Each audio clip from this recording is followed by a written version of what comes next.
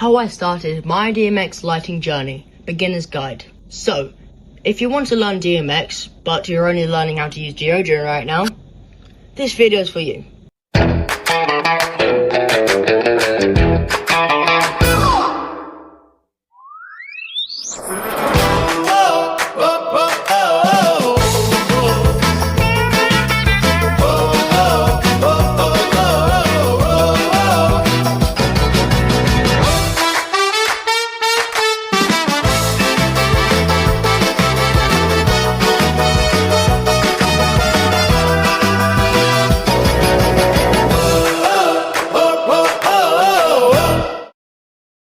Hey everyone, welcome back to the channel. If you've ever wanted to get into DMX lighting but didn't know where to start, this video is for you.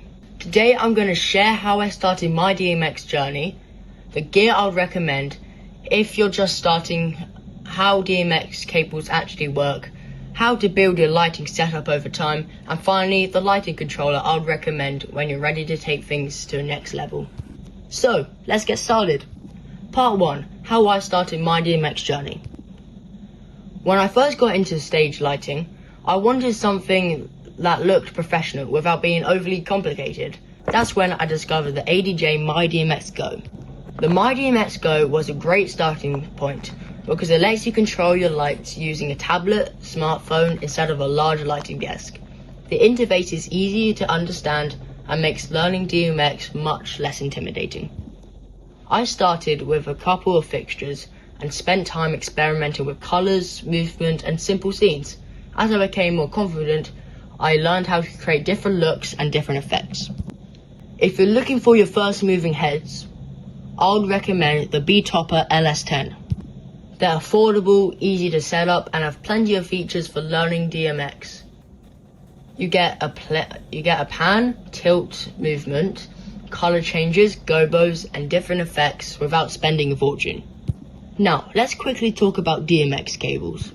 DMX works by sending control data from your controller to your lights. The cable runs from a controller to DMX in socket on your first fixture. From there, you connect another DMX cable from the DMX out of the first fixture to the DMX in, and continue this process for every light. This is called daisy chaining. Each fixture is assigned its own DMX address so the controller knows which light it is exactly controlling. Once you understand addressing and daisy chaining, the whole system becomes much easier to work with. Part 3. Expanding your collection of lights. One of the best things about DMX is you don't have to buy everything at once. I started with just a few fixtures and then gradually expanding my setup over time. You might begin with 2 moving heads and then add some wash lights, upper lights, LED bars or effect lights later on. Because everything is connected through DMX, all of your fixtures can work together in synchronized scenes and shows. Adding lights gradually also gives you more time to learn each fixture before introducing something new. My advice is to focus on quality over quantity and build a setup that suits the type of events or productions you're lighting. Part 4. Upgrading your lighting controller.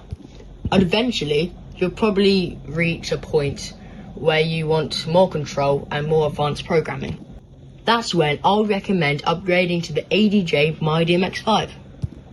It offers far more programming options, supports larger lighting rigs, and gives you much greater flexibility for creating professional looking shows.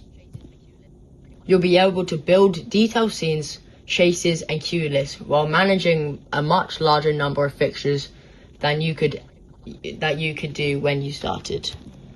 For anyone who wants to move beyond beginner level programming, I think it's a fantastic upgrade. Outro. That's been my DMX journey, from starting with the MyDMX Go, learning with beginner friendly fixtures like the betopper LS10, understanding how DMX cables work, growing my lighting collection over time, and eventually moving to the ADJ MyDMX5. If you're just getting started with DMX, don't worry about buying everything at once. Learn the basics, build your setup gradually, and enjoy the process. If you found this video helpful, don't forget to like, subscribe and leave a comment letting me know where you are on your own DMX journey. Thanks for watching, see you in the next video.